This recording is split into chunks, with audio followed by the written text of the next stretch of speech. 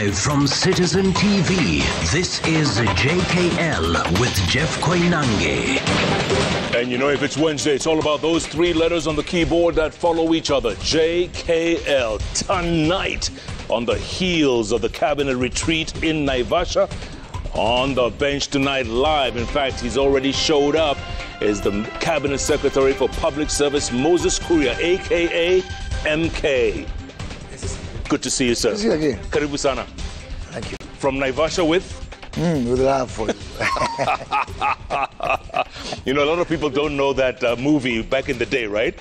James Bond. I'm telling you. From Russia with love. I'm telling you. From Naivasha with love. Yeah. We're going to be talking more about that and other things that happen. And the economy. Absolutely. The shilling is strengthening. Absolutely. You must be happy. Very happy.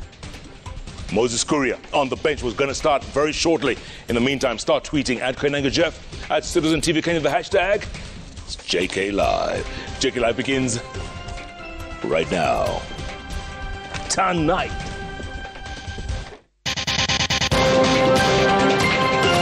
The successful turnaround has pulled Kenya away from the brink of debt distress.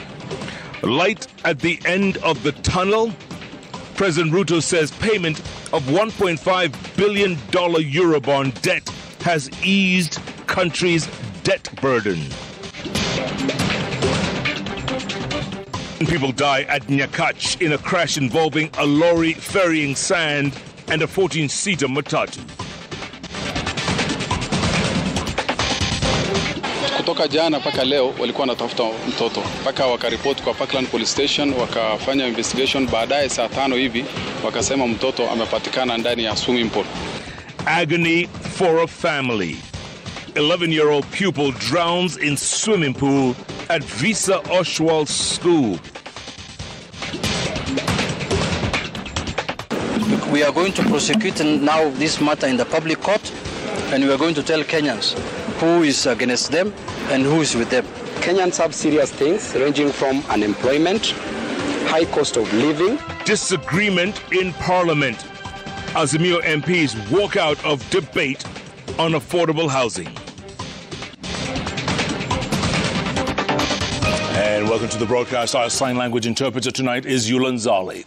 Now, 5 people have died with several others nursing injuries after a lorry rammed into a public service vehicle along the Katito Kendu Bay Road in Kisumu.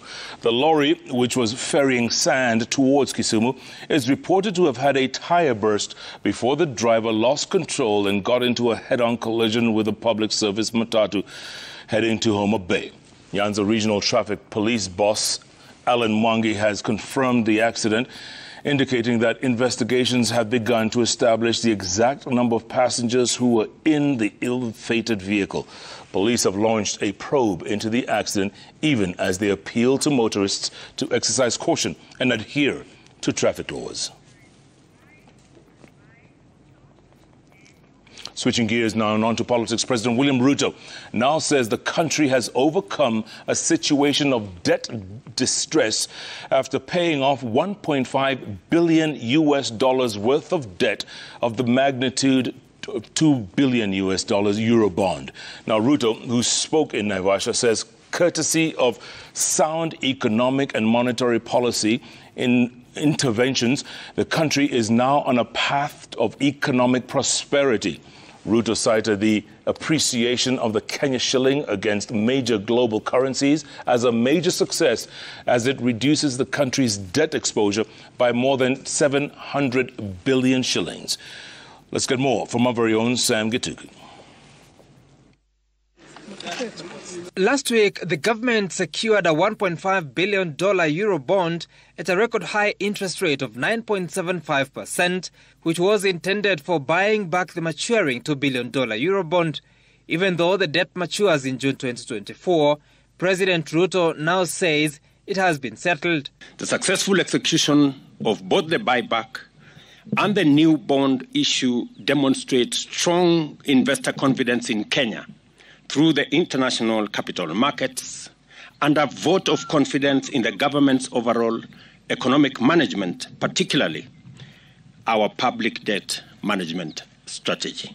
For the last 2 weeks, the shilling has been on a steady appreciation against major global currencies, now exchanging at 142 shillings against the dollar, a progressive gain from 160 shillings on the 9th of February, according to official figures of the Central Bank of Kenya.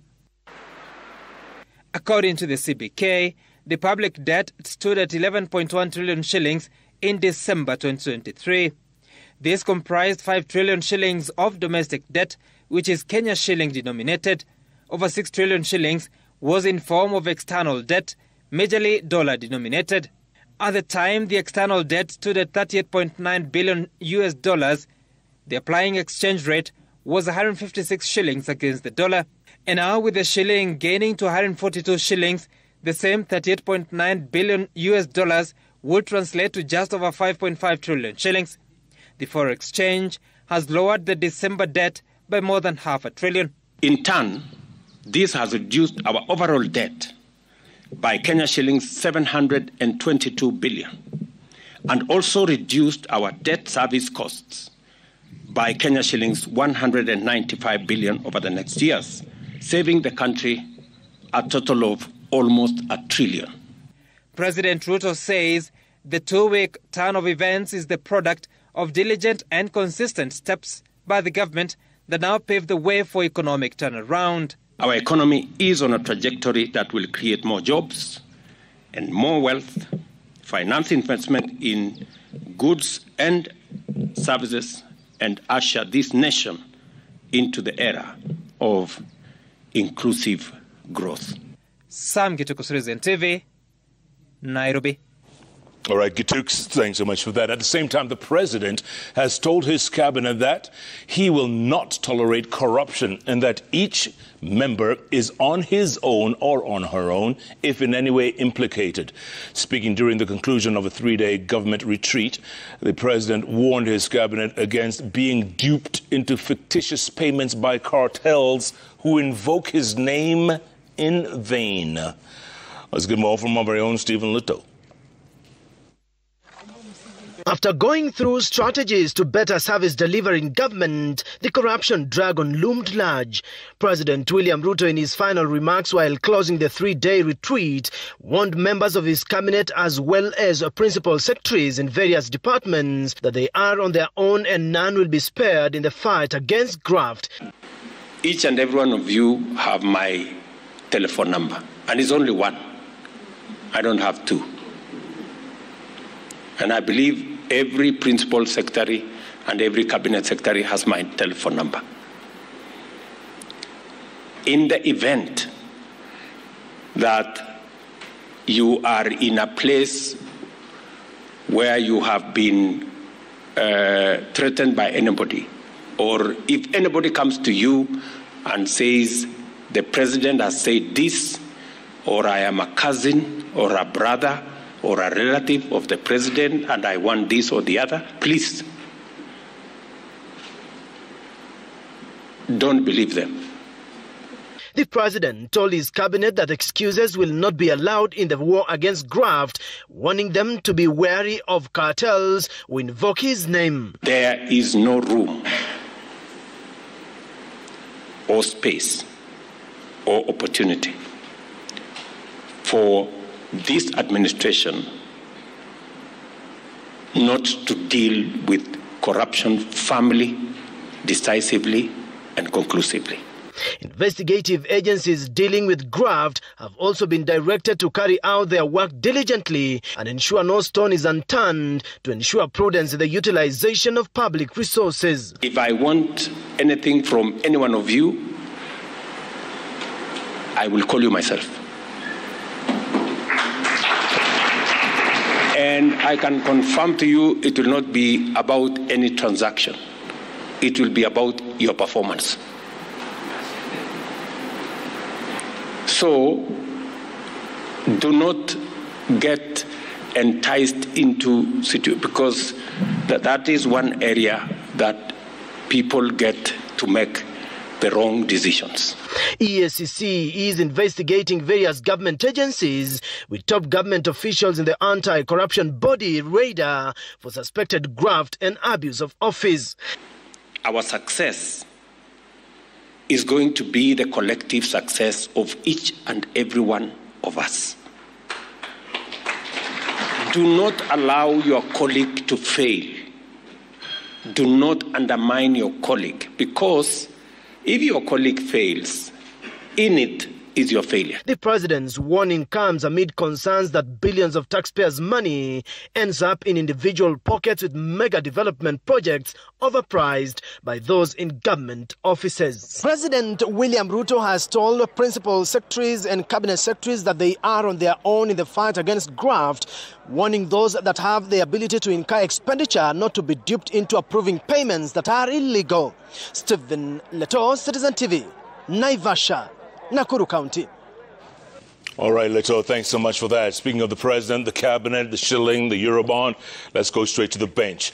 Cabinet Secretary for Public Service Moses Kuria joins us live in the studio on the heels of that Naivasha retreat. Was it good to see you? Good to see you. How you doing, brother? It's been a while. Yeah, it's been a minute. In October. You remember? I was brand new. To the job. The new job. Yes. Yeah. In fact, we're going to talk about that. 140 days later. Look at that. Yeah. You still enjoying it? Yeah, very much so. Very much. Are you in control? Oh, extremely. I love the uniforms, though. I love the...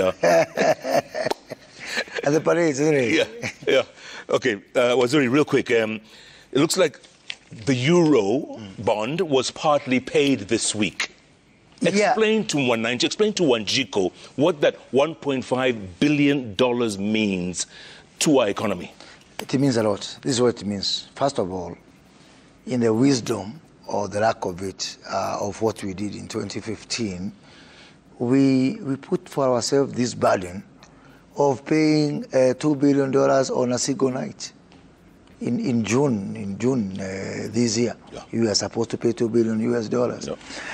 We have now since renegotiated that, so that going forward, we do not expect to pay anything more than $500 million US at any one time.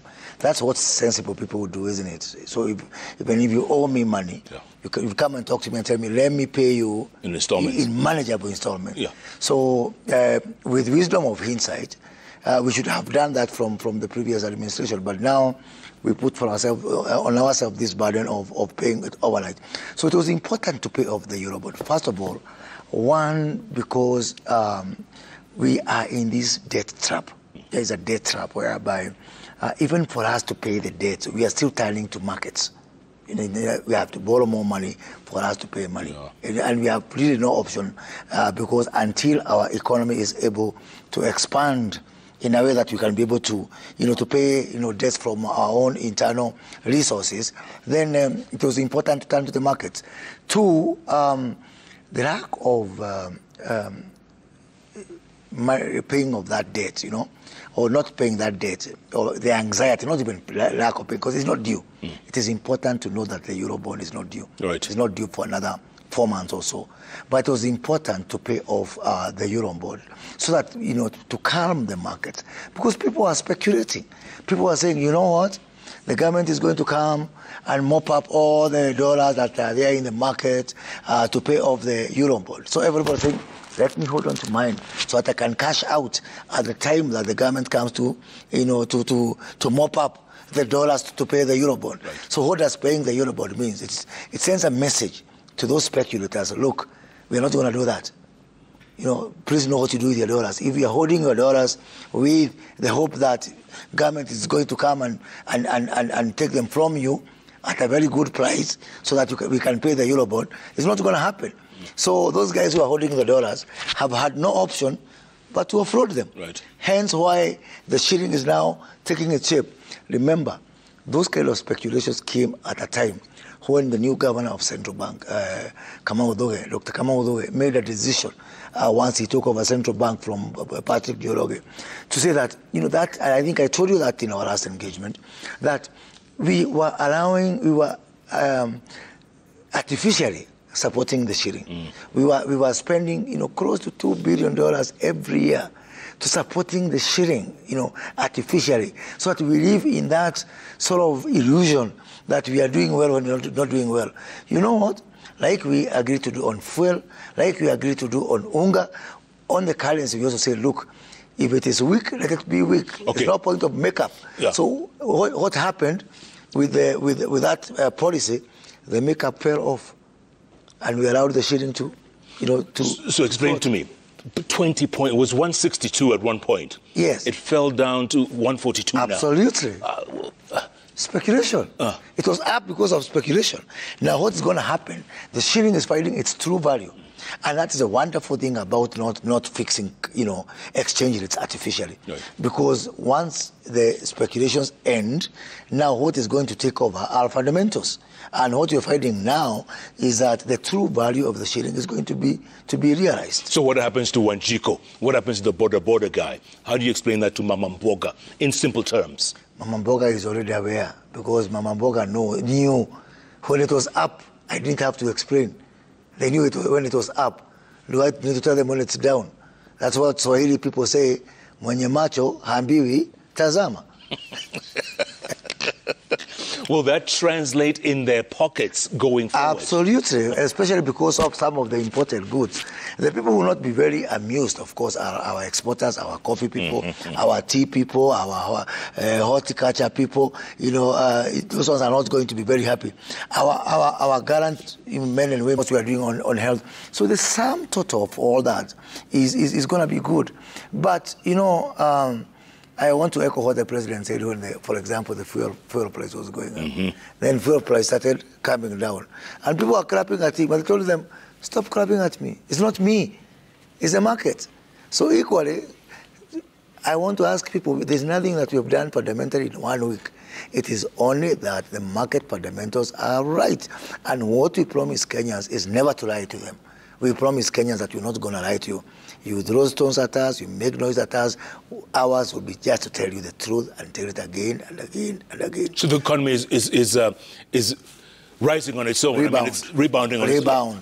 Absolutely rebound. We have been, this did not start last year. We've been on sort of 5, 6, 7 years of recession. And that's what the numbers are telling us.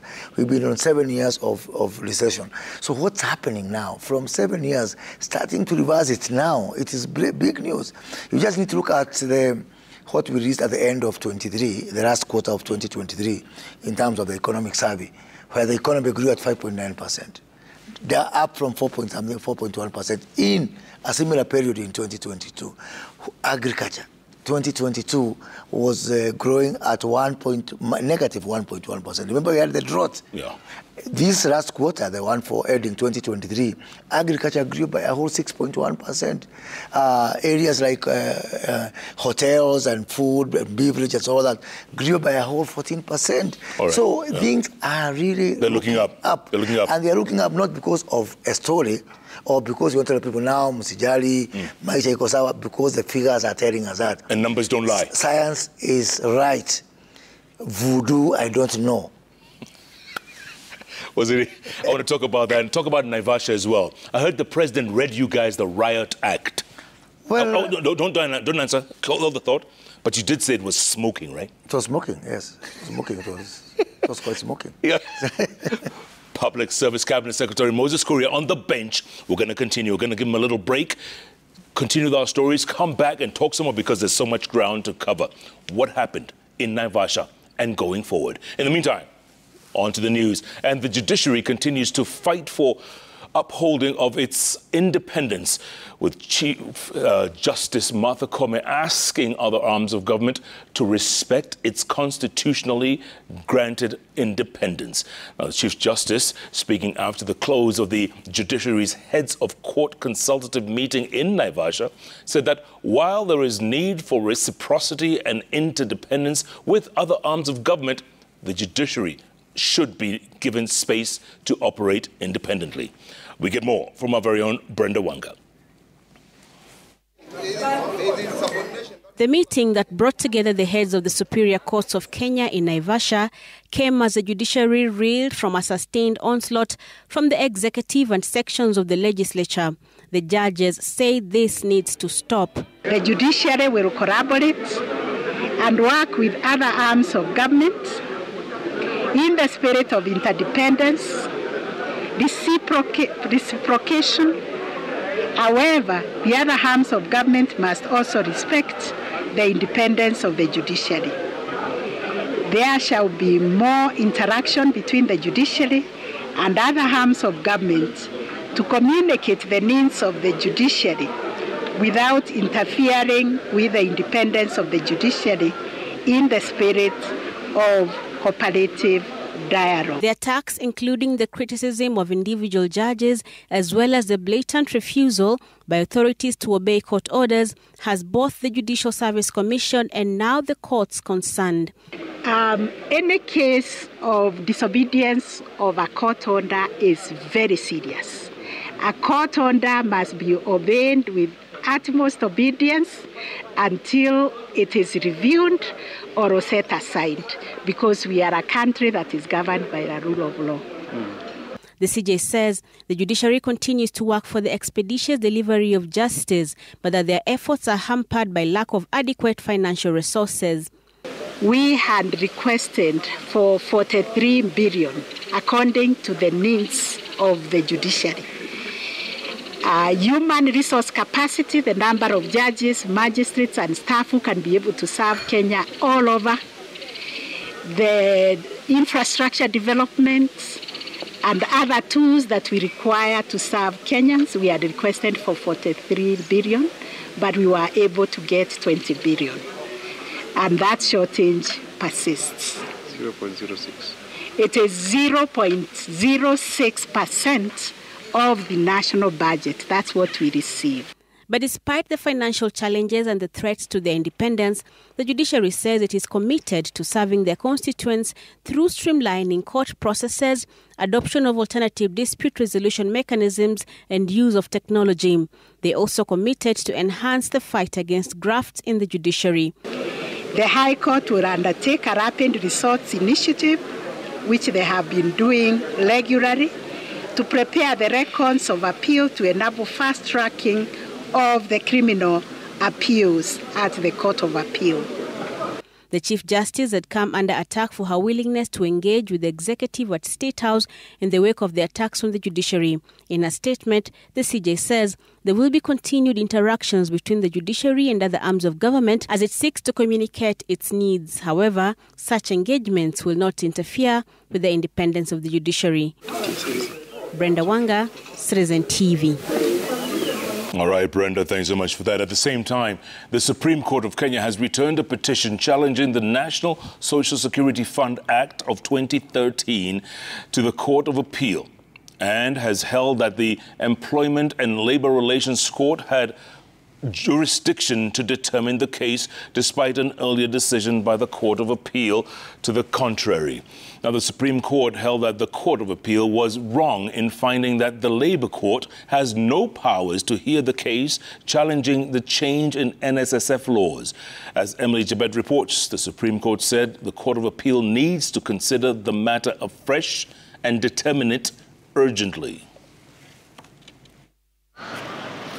In the case filed by the Kenya Tea Growers Association, Agricultural Employers Association and the County Pensioners Association, the Employment and Labor Relations Court had found the NSSF Act unconstitutional for reasons that it had implications on county government's finances and therefore ought to have been tabled before the Senate. It imposed registration as precondition to accessing public services, and parts of it usurped the SRC's mandate to approve remuneration payable to the NSSF board, and that the act would stifle or kill other pension providers as petitioners had pleaded. An appeal at the Court of Appeal that had the Employment and Labor Relations Court decision overturned. The Court of Appeal found that the Employment and Labor Relations Court lacked jurisdiction to determine the constitutional validity of the NSSF Act 2013, which it ruled was a function of the High Court. The Court of Appeal also found that the Employment Court was wrong in ruling that there was need for concurrence of the Senate and the national government for required in enacting the NSSF Act 2013. The Supreme Court found that the Employment Court had jurisdiction to determine the constitutional validity of the Act, as it introduces enhanced and mandatory contributory amounts of employees' earnings. The Supreme Court also found that the Court of Appeal should not have addressed itself to substantive issues raised in the case after determining that the proceedings and the judgment of the Employment Court were a nullity. The Supreme Court saying that the Court of Appeal should have remitted the case to the court with jurisdiction without going into the merits of the dispute. The Supreme Court returned the matter to Court of Appeal to determine the merits of the Employment and Labour Relations Court judgment on urgent basis. Emily Chebet, Citizen TV, Nairobi. Thanks for that, Emily. Now, at the same time, members of Parliament are expected to probe the expenditure of over 883 million shillings that was irregularly disbursed to universities over the last 7 years. In a report published by the Auditor General, 15 private universities were fingered for irregularly pocketing a whopping 201 million shillings for students who were not eligible for the government sponsorship program. As Laura Otieno reports, Education Cabinet Secretary Ezekiel Mashogu is expected to appear before a joint parliamentary committee to respond to audit queries flagged in the report. Today's exam. Following the discontinuation of the differentiated unit cost model in universities, the Auditor General has now flagged the irregular allocation of amounts topping 883 million shillings. In the report, private universities were found to have received a total of 201,683,928 shillings over a 7-year period as sponsorships of 4,521 students. The universities, including Daystar University, Great Lakes University of Kisumu, Kenya Methodist University, Uma University, among others, irregularly received the money as they did not have government-sponsored students placed by the Kenya Universities and Colleges Central Placement Service. The report also revealed that a total of 17,774,388 shillings was released as duplicate disbursements, recommending that the institutions fingered to refund taxpayers' money. A further 53 million shillings was found to have been disbursed for students who were either on academic leave or had deferred their studies, and another 35 million shillings irregularly disbursed to cater for students who had already graduated from universities. The Auditor General conducted a scrutiny of the books following a request from the National Assembly to establish whether the government got value for money under the differentiated unit cost model that was initiated in 2016 and scrapped in 2023 to pave way for the introduction of the new higher education funding model. Education CS Ezekiel Mashogu and the PS for Higher Learning and Research are expected to appear before Parliament 2023 to pave way for the introduction of the new higher education funding model. Education CS Ezekiel Mashogu and the PS for Higher Learning and Research are expected to appear before Parliament next week Wednesday to answer to the audit queries raised in the report, including the disbursement of 162 million shillings that was never received by private universities. The University Fund Board is also expected to reconcile its records with the State Department of Higher Learning to explain excess disbursements amounting to 19,017,387 shillings. Laura Otieno, Citizen TV. All right, Laura, thanks so much for that. Let's switch gears here in a very sad story. A family in Eastleigh here in Nairobi is demanding for justice after their 11-year-old son drowned at Visa Oswald Primary School in unclear circumstances. The late Ilyas Abdikarim Ali Mahmood was reported missing on Tuesday evening when his father went to pick him up from school. His body was later found inside the school's swimming pool on Wednesday morning. Police in Parklands and the Ministry of Education officials have launched investigations into the incident. The story was produced by very own Joroge Gatete. Abdikarim Ali Muhammad's mother is inconsolable. The news of her son's death at his school, Visa Oswald Primary in Parklands, is too much to bear. Family and friends steamed inside the school compound hours after the missing boy was found dead inside the school's swimming pool. The family says Muhammad, who is 11 years old and a grade 2 pupil, went missing on Tuesday afternoon, and the father only knew about it around 4 p.m. when he went to pick him from school. Efforts to look for him were futile. Sasa mimi niuliza kila bahali tunaangalia hakuna ni makosa. Sasa hii ya coach nimeuliza, alafu anasema hii class gani? Nimwambia na grade 2 faith. Sasa analeta karatasi, anaangalia karatasi, anasema hii kijana class yako leo hakuna swimming. Tangu jana mpaka leo walikuwa wanatafuta mtoto, na sisi kama viongozi wa wafanyabiashara tulisaidia hawa mpaka kwenda kwa police station Parkland, tukaripoti matter, investigation ikafanywa. Baadaye saa 5 ndio wakasema mtoto amepatikana amekufa kwa swimming pool. The family has accused the school administration of negligence, saying the tragic death could have been avoided if the class teacher was keen enough to notice his absence from class for over an hour, considering he was a new pupil in the school. Tunaona kuna negligence kubwa sana ilifanywa. Kwa mfano, kama mtoto ametoka kutoka darasa na over 1 hour mtoto hajarudi katika hiyo darasa, mwalimu hakukuwa suspicious ya kwamba hii mtoto bengine kuna kitu fulani ilifanyika. Hiyo ni jambo moja ambayo hatuwezi kufumilia. Another concern raised by the family is lack of CCTV cameras in the swimming pool area, despite the school having CCTV cameras in other areas. Katika administration tuliuliza kama hii shule iko na kamera. Tukaambiwa iko na kamera, lakini it does not cover the whole school. Na hilo ni jambo ajabu. Sisi mpaka sasa tunataka kujua hii kifo ilitokea namna gani. The school administration has remained silent over the matter, with meetings between members of the school board and the Ministry of Education officials being held at the institution. The body of the late Mohamud was moved to Chiromo Morgue by police officers from Parklands police station, where a post-mortem was conducted. All the features are pointing to a case of drowning. And we have looked for other injuries, no other injuries apart from the features of drowning. So the cause of death is drowning.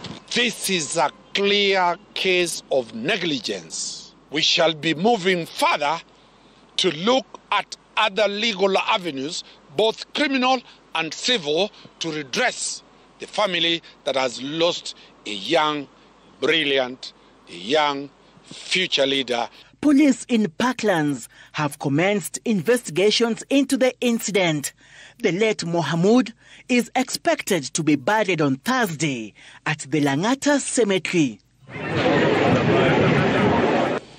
At the same time, Ekeza Sacco founder David Kariuki Ngare, a.k.a. Gakuyo, will spend the night in police custody after he was arrested by DCI detectives at the Jomo Kenyatta International Airport while on his way to Zambia.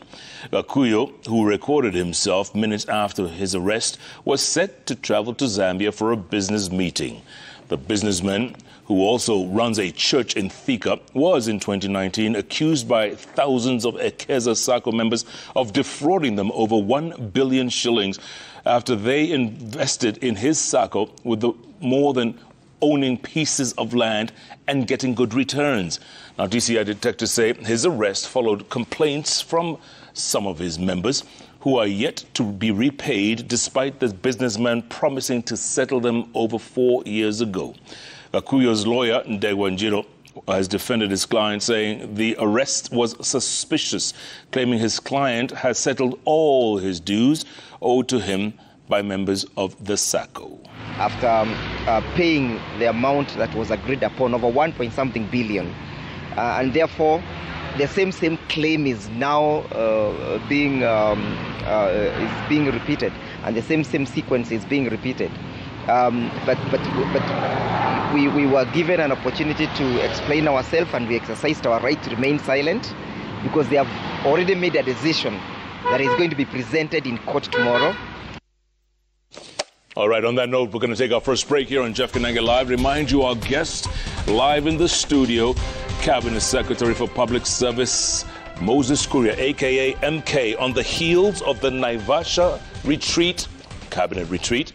Well, we understand the president read them the Riot Act, but nobody got fired. You still have your job, right? Well, as of now. As of now. Very good. We'll find out what more happened in Naivasha and going forward. Keep tweeting at Koinange Jeff, at Citizen TV Kenya. The hashtag is JK Live. JK Live takes a break. We'll be back with the CS in a moment.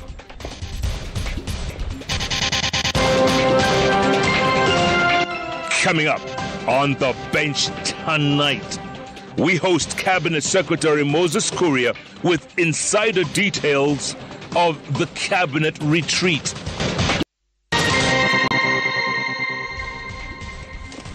It is exactly 41 minutes past the hour. Welcome back to Jeff Koinange live here at Citizen Television. Here speaking live with Cabinet Secretary for Public Investment, Moses Kuria, just on the heels of the Naivasha retreat. It was supposed to be a cabinet retreat, but there was a whole bunch of governors and MPs as well. Wasn't it just, it was supposed to be a cabinet retreat? It wasn't cabinet retreat. It was essentially an executive retreat, meaning that is cabinet, principal secretaries, and also our team of advisors. But we took the step, we cannot deliver alone, For us to deliver on our agenda, we need parliament. So our members of parliament are also part of our delivery mechanism. So we did invite, on Monday we had a parliamentary group meeting. Right. For the Kenya Kwanza, and allies and cousins, like Jubilee members. Cousins. Who are supporting us. Yeah. And then yesterday we also had some governors from across the divide, who joined us yesterday, because we really believe that we really need to work with everybody for us to deliver. And remember, there is no government program that can be implemented in a place where there is no county. Yeah. You can't implement it in the air. So we find it important all the time to work with governors, and governors are really part of our delivery mechanism. Okay, so we did invite them yesterday also to... Tell me, Waziri, real quick, the president has just arrived from Addis Ababa, right, AU? Yeah. He didn't seem happy on TV. The body language was like he read you all the riot act. I don't know what you mean by the riot act. It was not the president's meeting, as it were. The president chaired the parliamentary group meeting, but in the actual retreat, other than just the opening and the closing, the president was a participant like everybody else. He had his comments to say, he had his things to say, he would give instructions here and there, but I don't know why people are trying to give that impression that this was the president. They are speaking to, these 100 or so, people.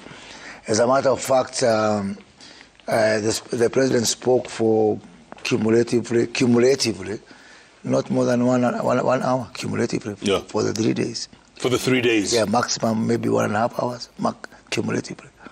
Actually, the guy who spoke for 11 hours, who was on the seat for 11 hours, was myself.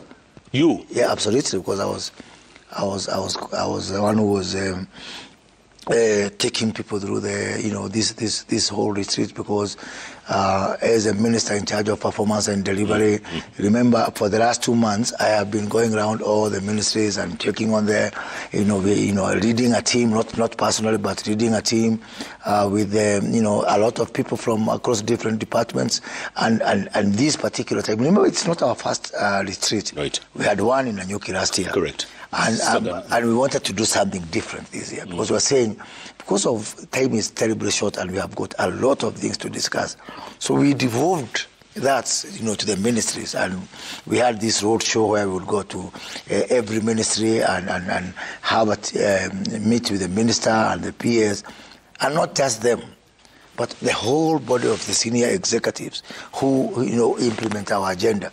What happened last year is that when we were setting the agenda, we did not carry the people who work for us, But because of this different innovative way that we adopted this year, we had meetings in all the 22 ministries and the AG's office.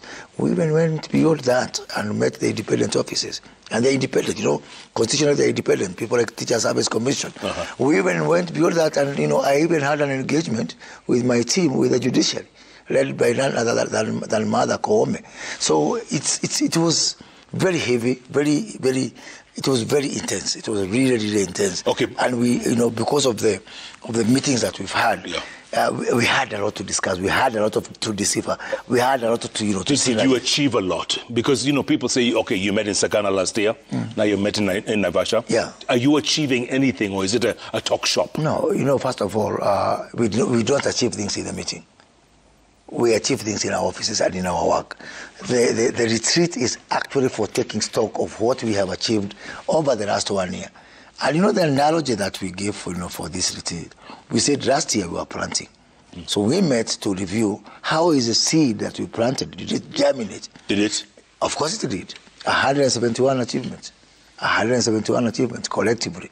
And then beyond that, this is a year whereby after the seed has germinated, then you have to take care of the crop. So what we were planning is, how are we going to tender the crop? How are you going to, to do the taking care of the plant as it's growing up, and agreeing on the commitments for this year? And we did agree 181 commitments for everybody to see. And the crop is growing. And the crop is growing. And there's no locusts. There's no locusts. Of course, you have to. The locusts will be there, but you have to fumigate. Or said Munya. Listen, Waziri, real quick. How come Ipsos and TIFA keep putting out polls that are negative on the ministry? They're saying lack of performance in the ministries. Why do they keep doing that? I don't know, because I would really want them to come with me the next time we are reviewing. And you know what, Jeff? What I did now, I'm just 140 days into the ministry as we speak today. What I did now this particular time, because I am in charge of coordinating performance and delivery across government, was reviewing after a whole year. What I'm going to do now going forward is that every day we will be checking on our performance. Every day. On all performances? All performance. You have automated our tools for checking on that. So I will be like the guy who owns a kiosk and he has to count how much money, how many mandazis have sold. Have been sold. Yes. I'll be doing this on a daily basis. On a daily basis. You're not going to be popular, you know that. You will not be popular. With who? Because it's helpful to them. The amount of support I've received from my colleagues and the PSS and everybody is unbelievable. You would think that we don't want to be checked, we don't want to be... But they found it very assistive. They found it that, look, hey, wait a minute, at least someone is telling me when I am off. They would prefer somebody to tell them now than come back much later when things are off. So every day they have to go online, get into our tool, tell us what's happening every day. Like a kiosk, okay? Then every month I'm going to be reporting to cabinet. But tell me something. Wasn't that a delivery job? Wasn't it assigned to the cabinet CS for the Prime Secretary?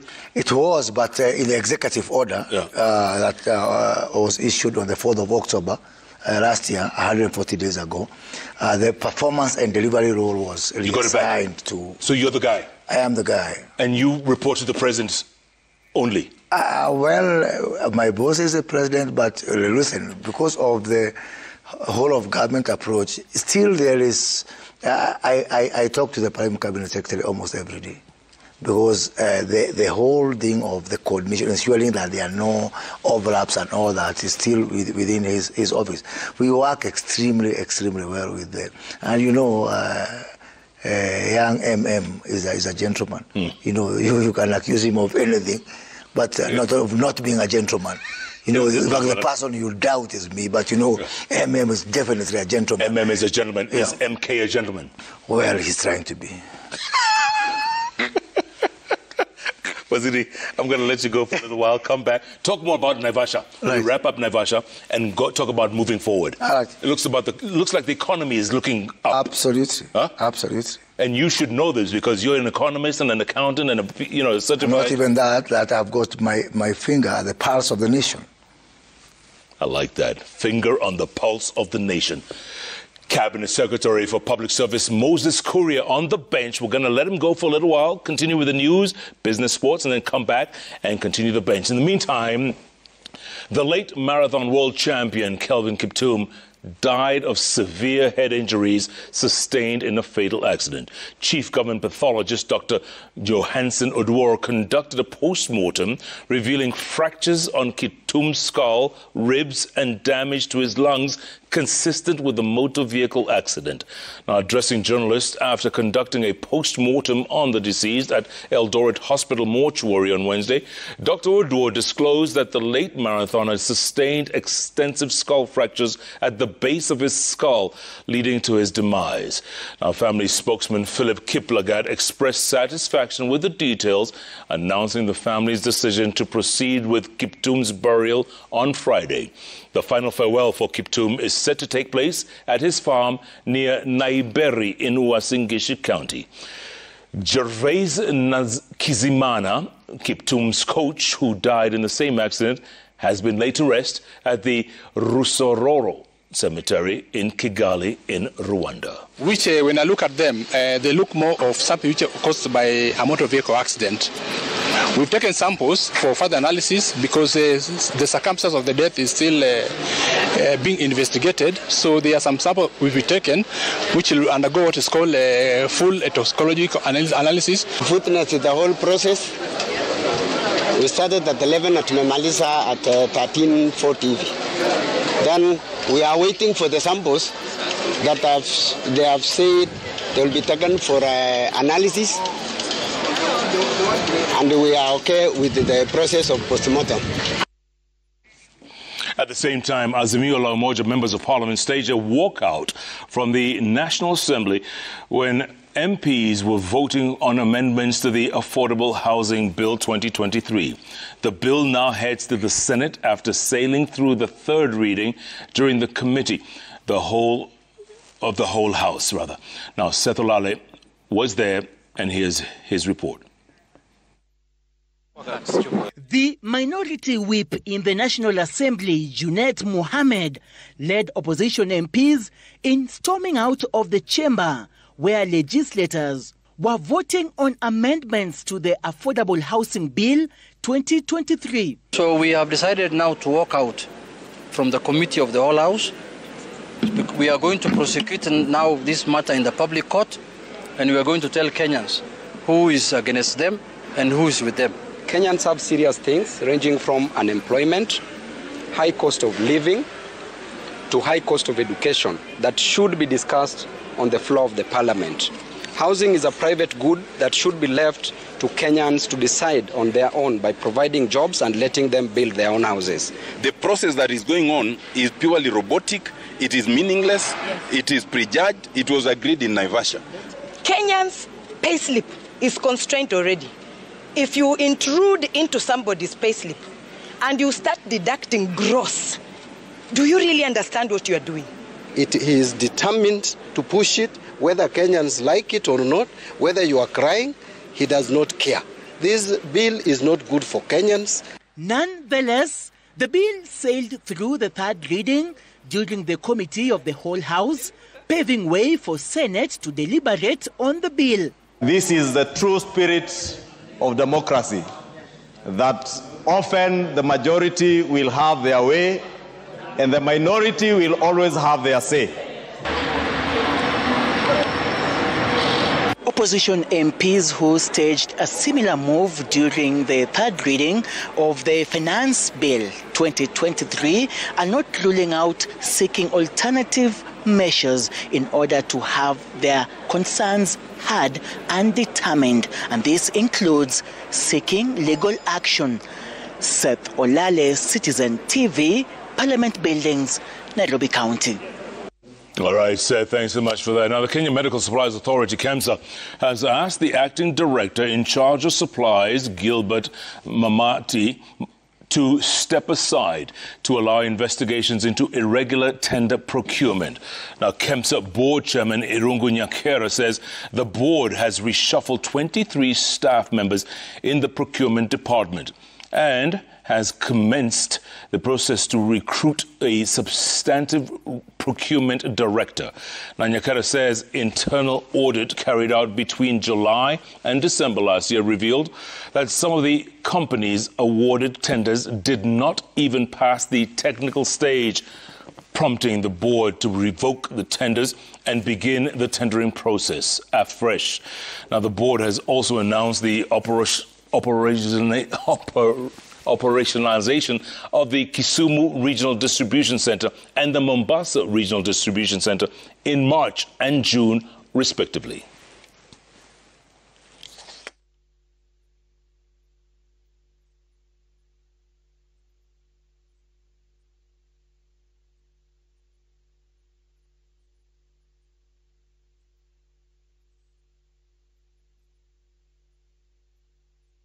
We got the report about 2 weeks ago, and the tender is one that then pointed at a few irregularities. Yeah, that like the ones you are saying, a company that had not passed even the opening stage because they did not paginate getting an award.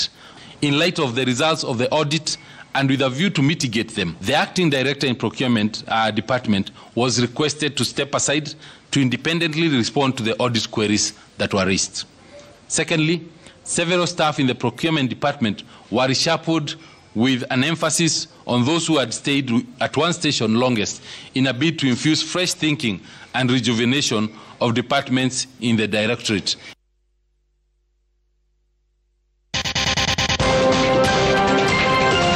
In that meeting, they were asking for money, cash. So I asked them from where? Coming up, Kenya Copyright Board calls for investigation of the Music Copyright Society of Kenya for what it terms as disparity of payment of royalties to artists.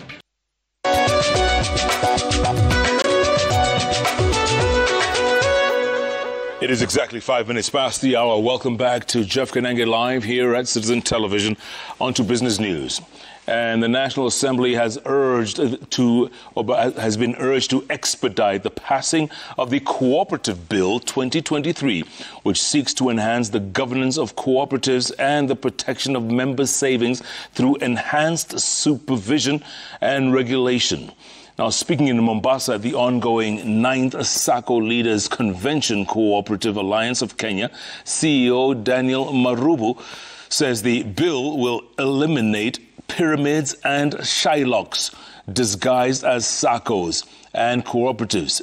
As they say, the bill, if ratified, will go a long way in resolving the challenges of mismanagement and embezzlement of members' funds in SACCOs.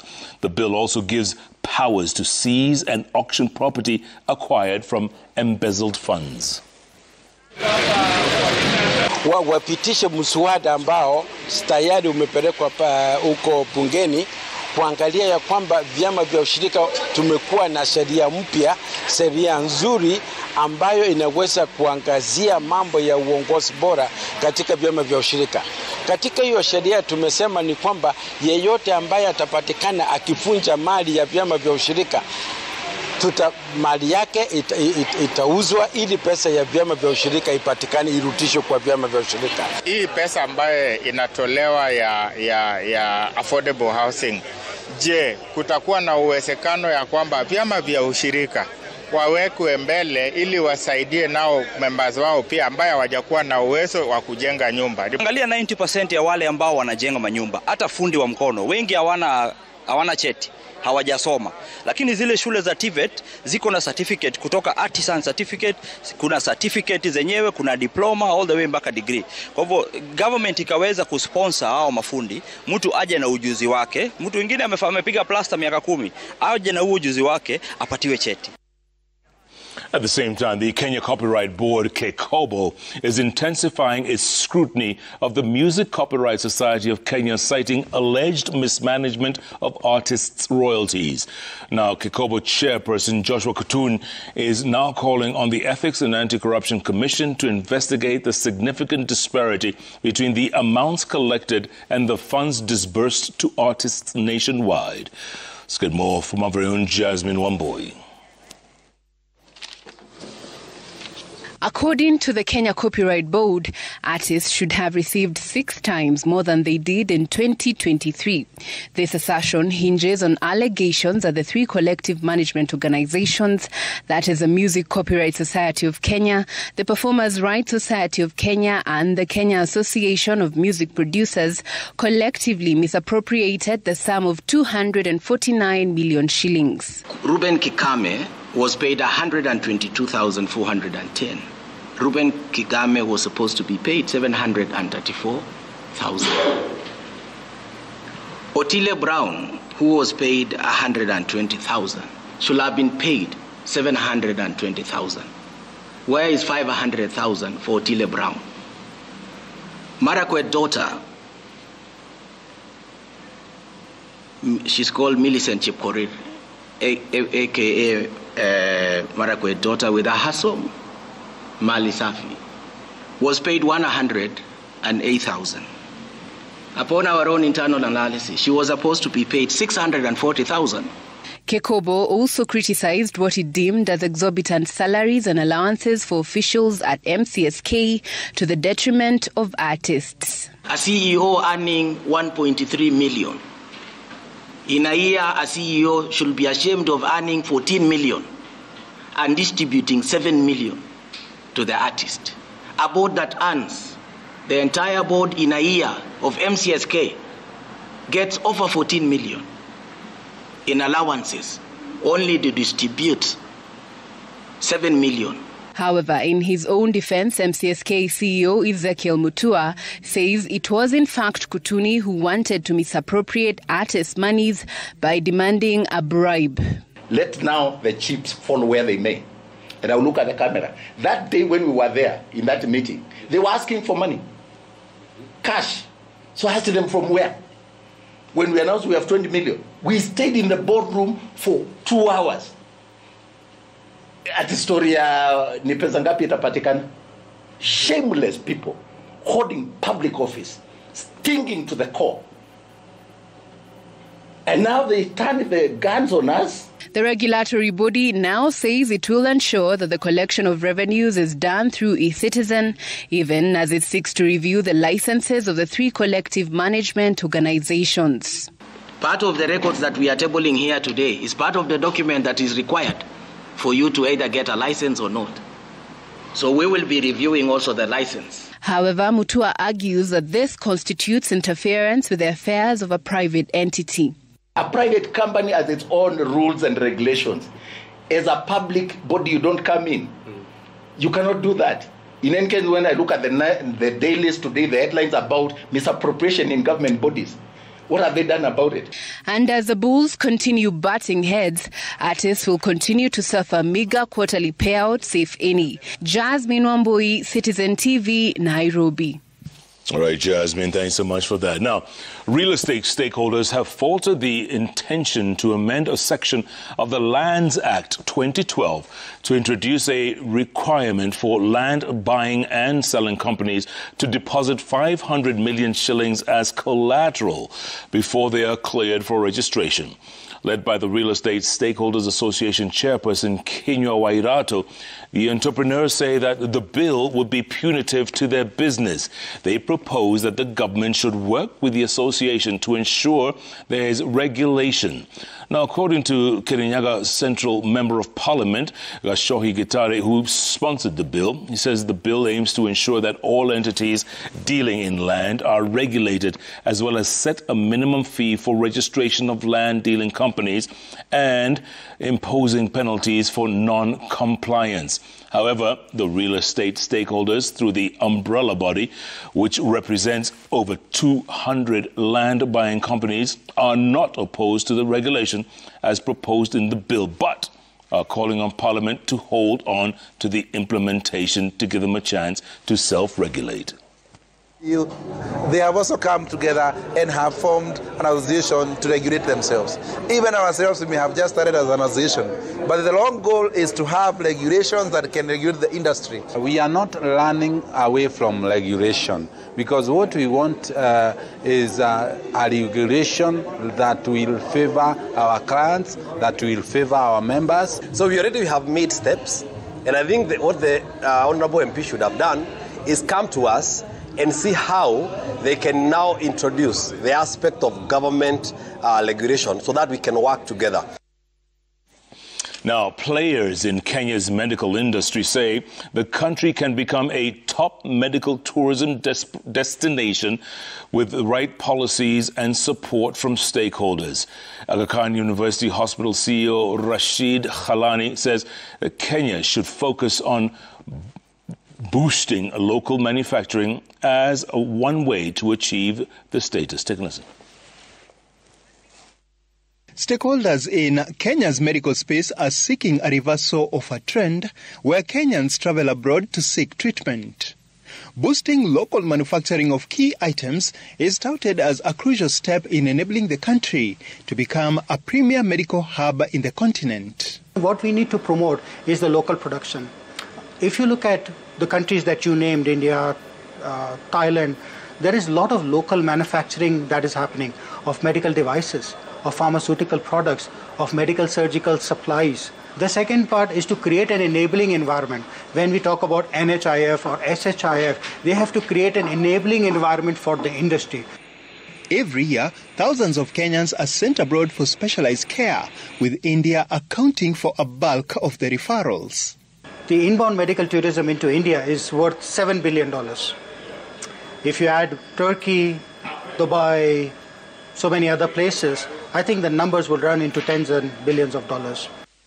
With the private sector investing heavily in key facilities, Kenya is slowly positioning itself as a medical tourism destination, attracting patients from around the world. First and foremost is our borders are open, right? So people are more, in Kenya we are very welcoming. The second is that we have economic and political stability in the country, which is a very big thing. The third and the foremost is the human capital that we have.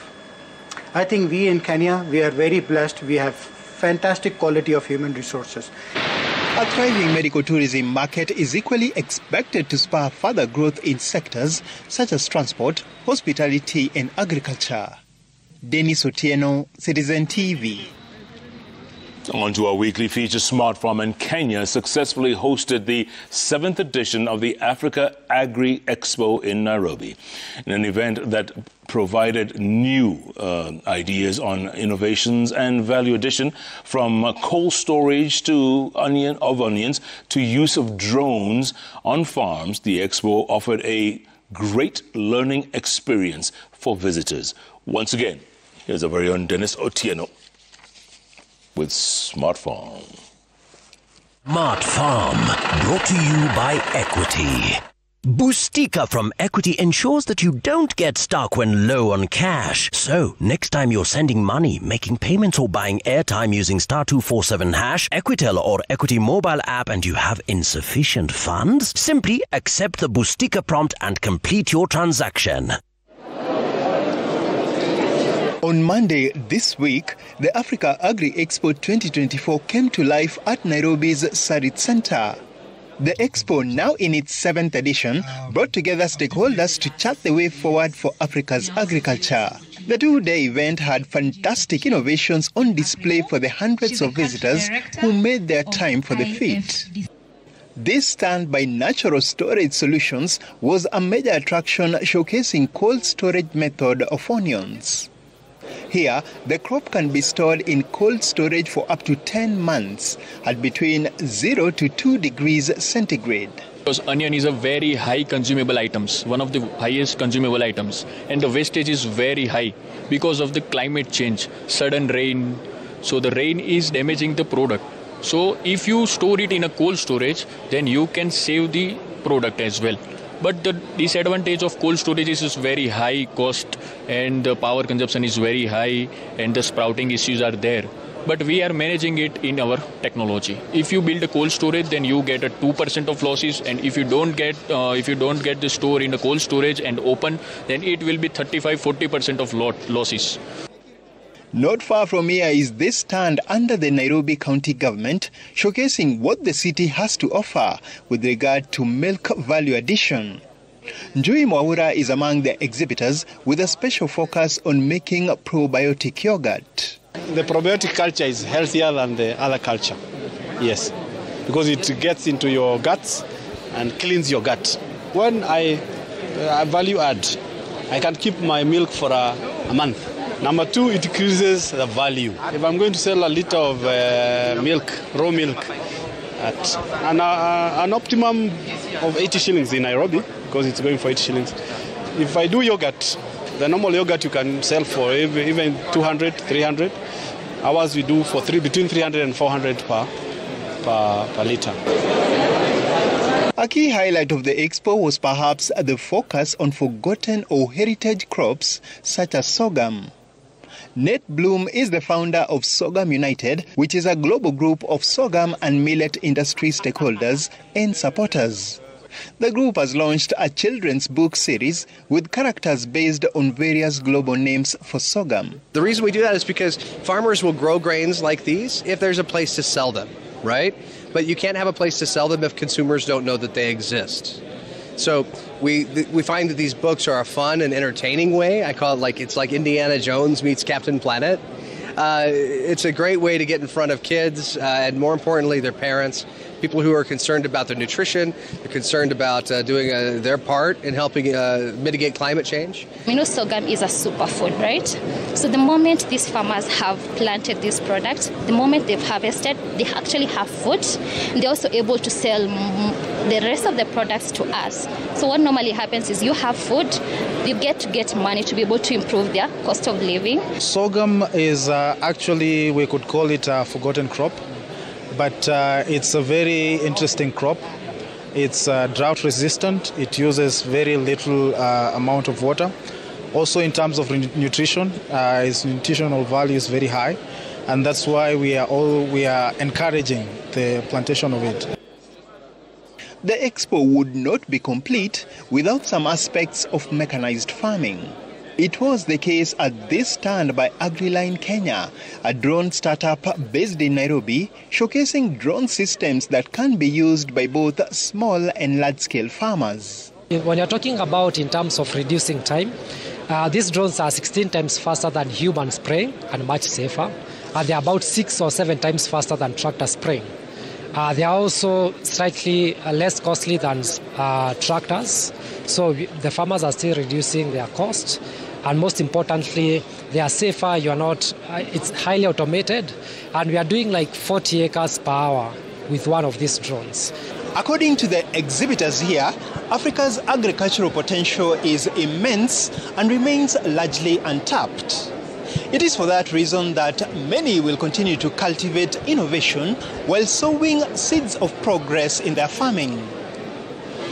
Dennis Otieno, Smart Farm. Smart Farm, brought to you by Equity.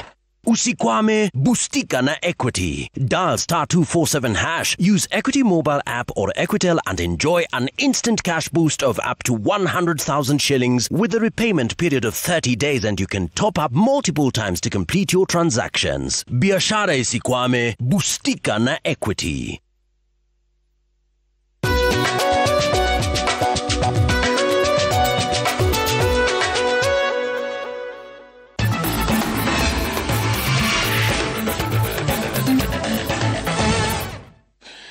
From business to sports, and we start off with golf. In the magical Kenya Open Golf Tournament officially tees off on Thursday with Kenyans Isaac Makoha and Josephat Rono opening the competition in the front 9 and the back 9.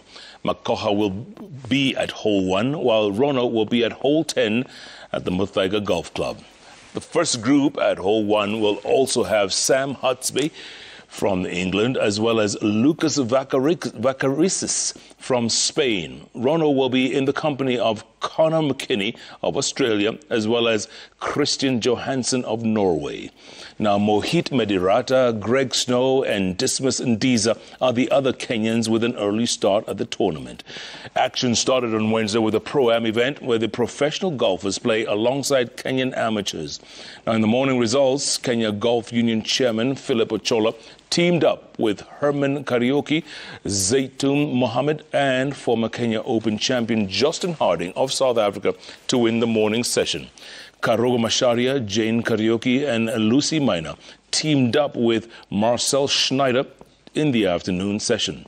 The tournament will run for the next 4 days. Same time, renowned world champion and Olympian Alona Kiplagat has launched Sports at Tatu, a model sports recreational hub designed to promote wellness and fitness and community engagement that she hopes will be replicated across the nation and across cities in Kenya.